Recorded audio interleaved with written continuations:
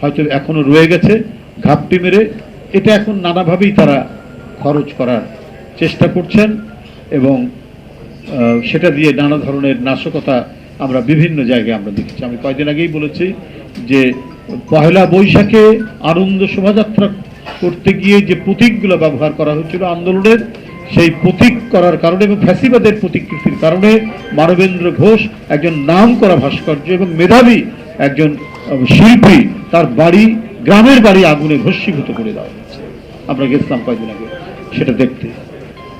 মানে পতিত ফ্যাসিবাদ তার অধঃপতনের পরেও সে তার যে পাচার করা টাকার যে জোর, যে ক্ষমতা, সেই ক্ষমতার বলে তিনি যেমন হুমকি দিচ্ছেন তেমনি নানাবিধ কাজ করে বেড়াচ্ছে।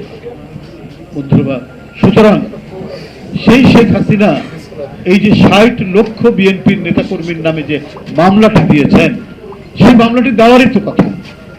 কারণ তার লোককে বেসিক ব্যাংক দিতে হবে, তার লোককে সোনালী ব্যাংক দিতে হবে, তার লোককে অগ্রণী ব্যাংক দিতে হবে, তার লোককে ফার্মার্স ব্যাংক দিতে হবে। এই ব্যাংকগুলোর মধ্যে টাকা লুটে নেবে, এর জন্য মিছিল হতে পারে, প্রতিবাদ হতে পারে, এই জন্য নানা ধরনের কর্মসূচি হতে পারে।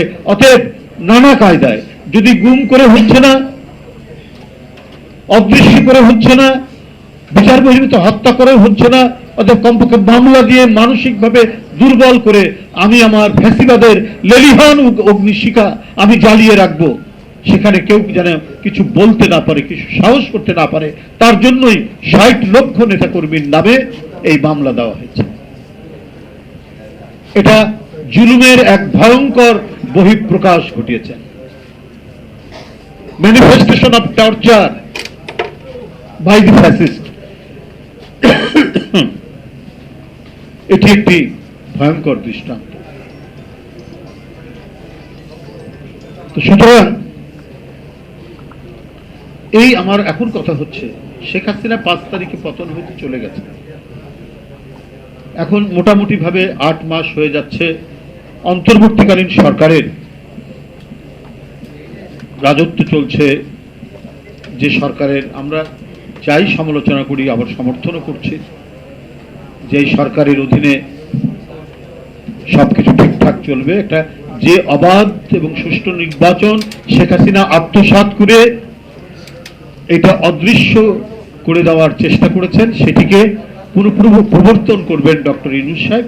এটাই জনগণের প্রত্যাশা, এটাই জনগণ কাম্য করে। সেই জন্যই হচ্ছে আমাদের কথা বলা, যেটা অসীম এখানে বলেছে যে কেন এটা সুস্পষ্ট করছে, কেন এই দ্বিধা দ্বন্দ্বের মধ্যে দোলাচ্ছেন মানুষের হৃদয়কে, পেন্ডুলামের মধ্যে ডিসেম্বর না জুন এর মধ্যে দোল খাচ্ছে কেন, এটা সুস্পষ্ট করুন।